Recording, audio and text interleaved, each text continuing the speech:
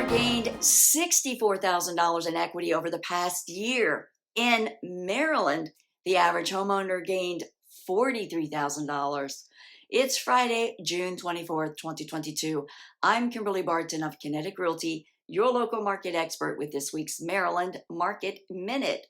There continues to be an ongoing imbalance between the number of homes available for sale and the number of buyers looking to make a purchase in many areas.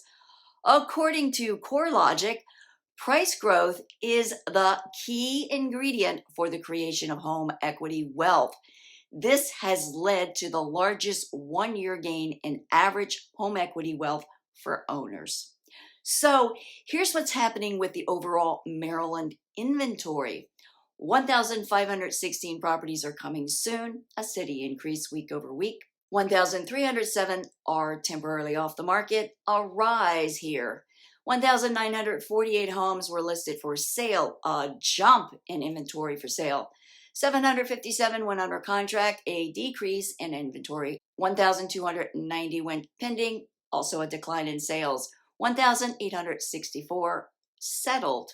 The highest sale this past week was in West Annapolis for $7,350,000. On the rental front, inventory hovers at 1,266 rentals at $2,200 per month.